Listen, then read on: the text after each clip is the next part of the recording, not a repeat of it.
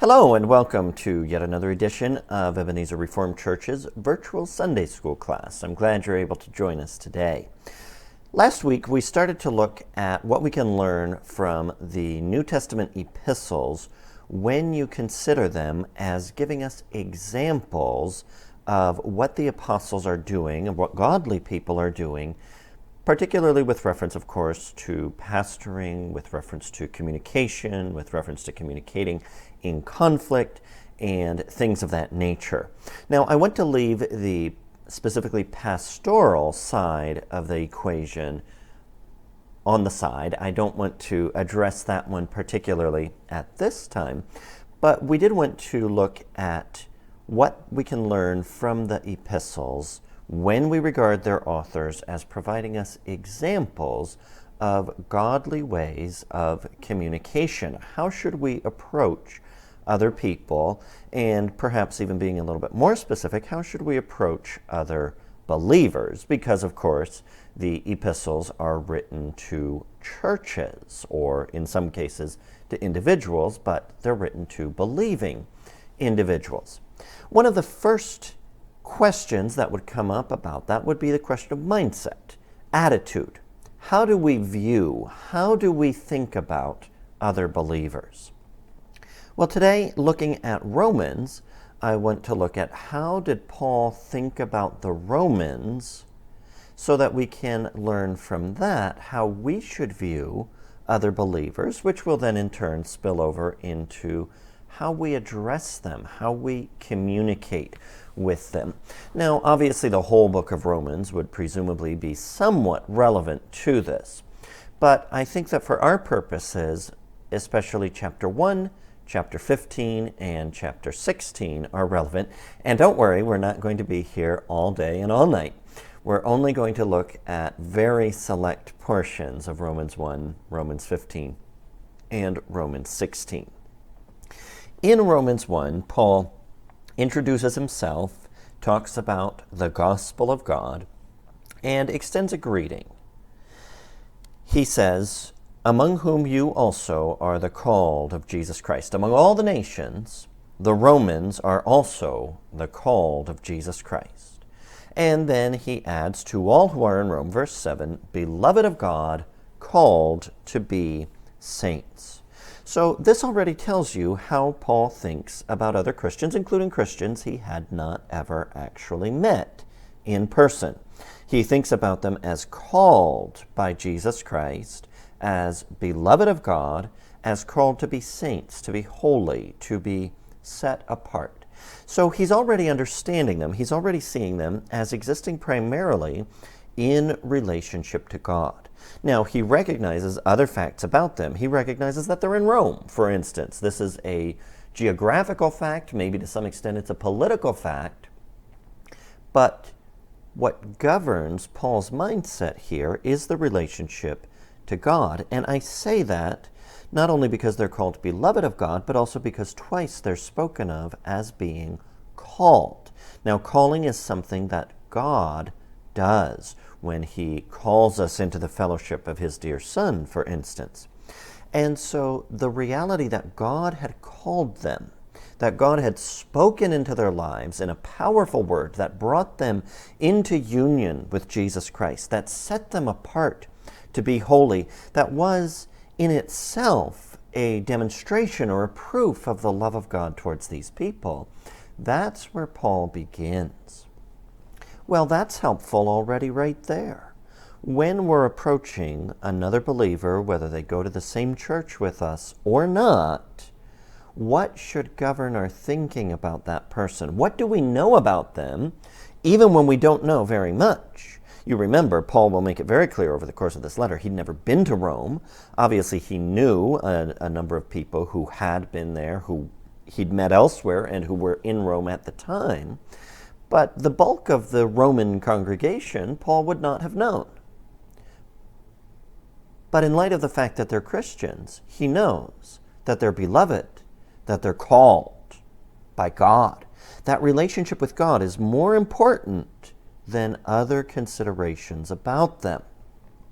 And so too we, if we're traveling and visiting a church we've never been to before, if we meet a fellow believer for the first time, if we're communicating with Christians whom we don't know well, we do know these things.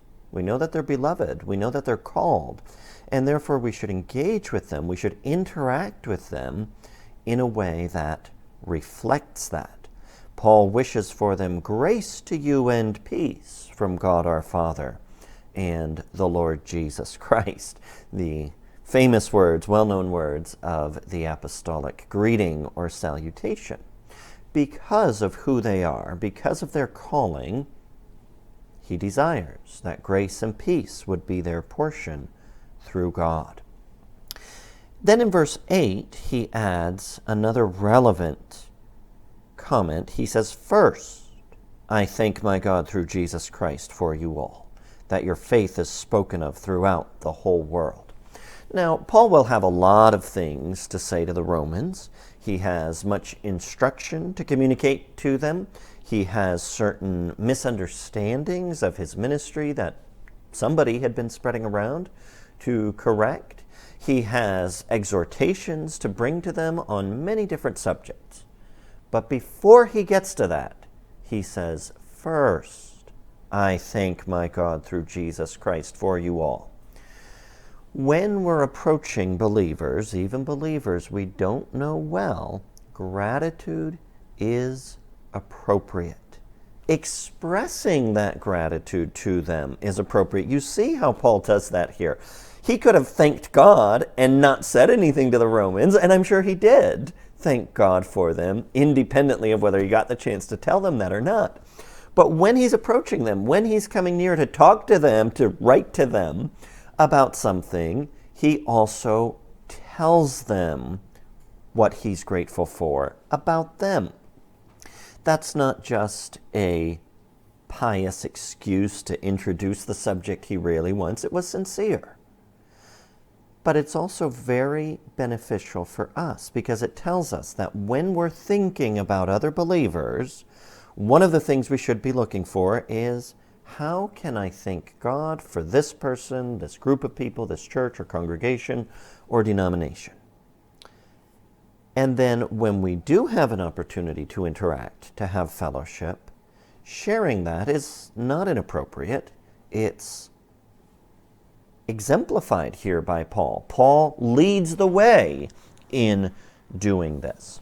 Now, again, he hadn't met them. He hadn't met most of them. And so he's proceeding on the basis of reputation. Your faith is spoken of throughout the whole world. Paul could give thanks for that. Paul could give thanks that the existence, the reality, the spiritual vitality of Roman Christians had become a subject of common conversation far and wide. So if we can summarize so far, how is Paul approaching the Romans? Well, he's approaching them with an awareness, a dominating awareness of their identity in Christ, of their relationship to God. He's approaching them with benevolence. He desires good for them.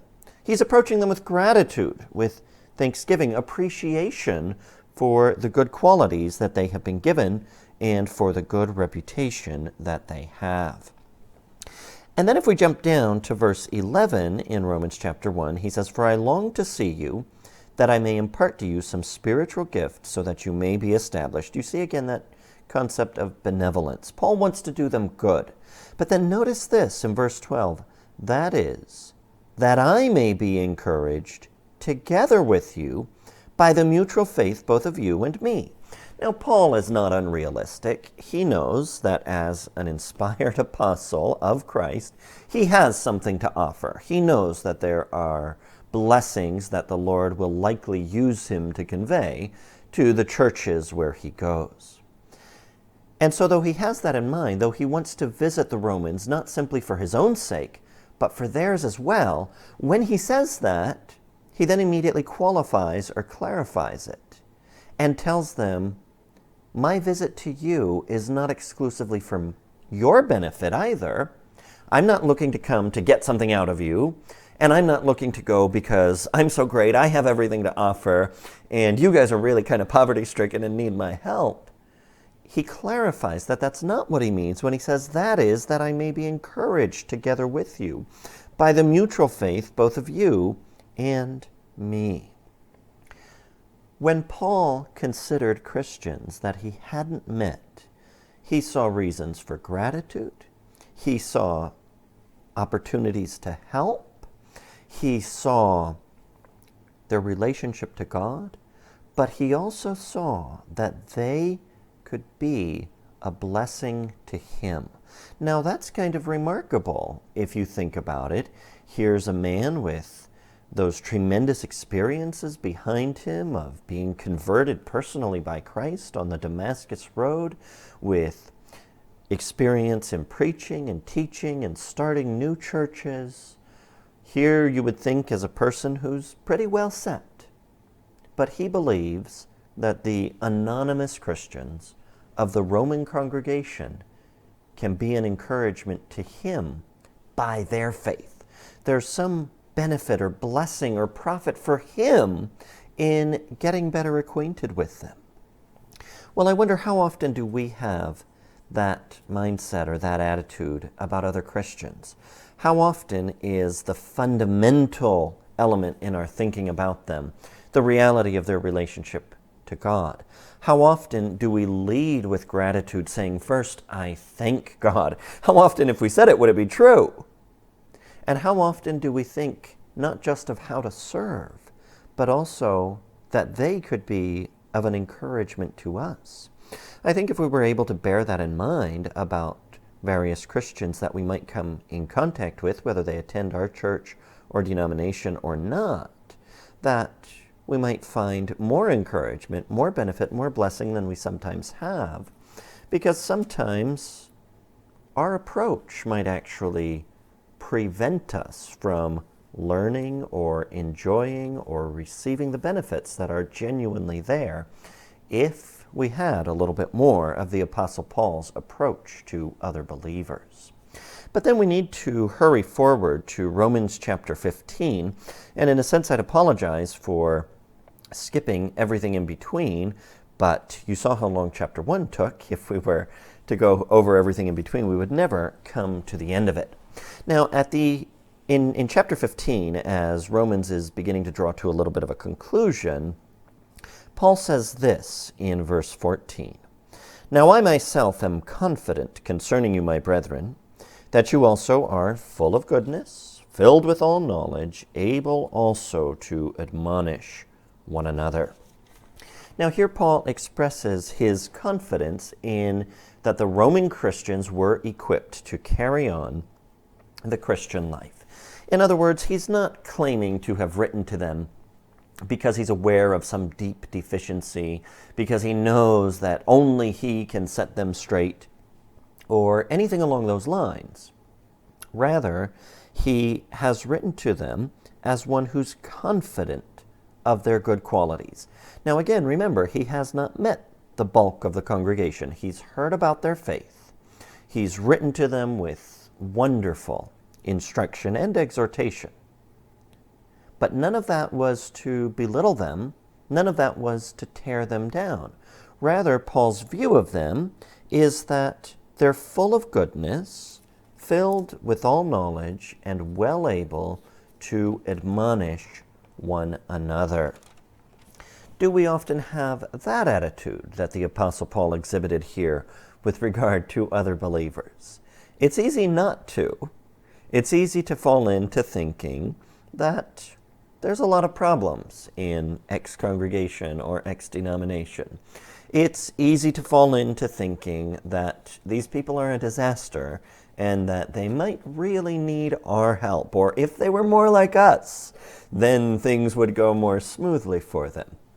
Now, obviously, letters other than Romans certainly reveal that the church is fully capable of being a disaster zone, that many things can go wrong in doctrine, in practice, in worship, in love for one another, and in a huge array of ways. So please don't take anything that's being said here as though it were improper to notice problems, as though it were somehow off the table to recognize that a church or congregation or another believer is having particular issues.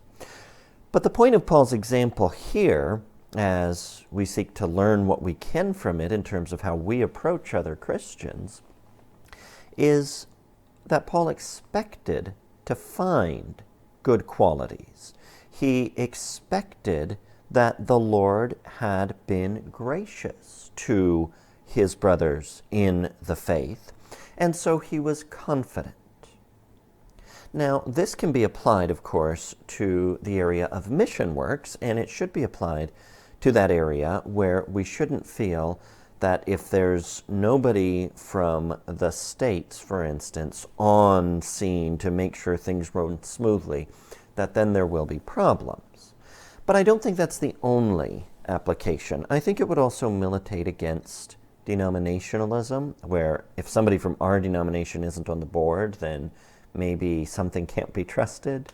It could also be used to militate against any sort of pride that we are the only believers. We are the only ones who can handle things properly. All such thinking is nonsense because the Lord has been gracious to his people. So there is a balance, right? Obviously, because Romans isn't the only letter Paul wrote. He also wrote 1 Corinthians and 2 Corinthians and Galatians. And in all of those cases, he's addressing pretty serious problems in churches. So what do we draw from this? Well, what we draw from it is that we can expect the Lord to be at work in the hearts of his people.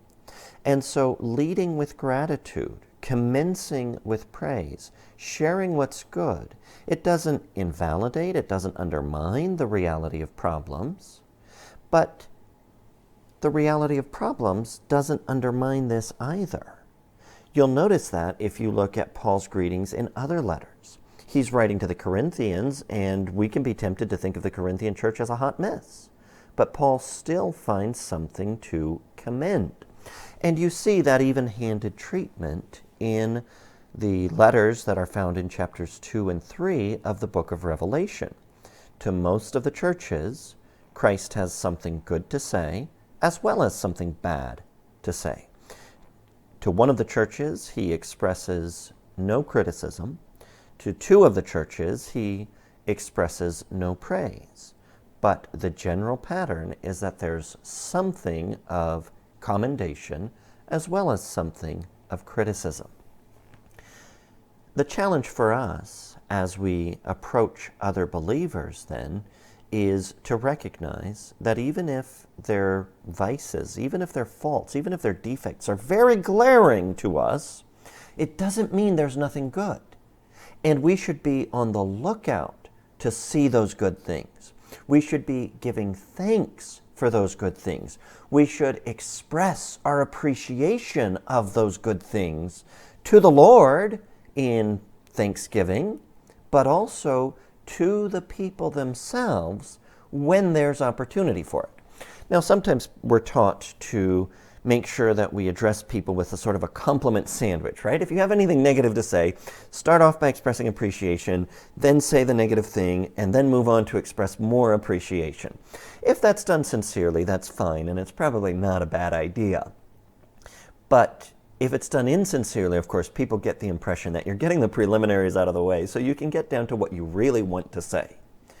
But I'd like you to notice in Romans that Paul is not bringing rebuke. He's not saying these things to curry favor or to make sure that people don't misunderstand a rebuke as being more than it really was. He's saying these things because they're true, because his vision of the Romans is as those who have been called by God.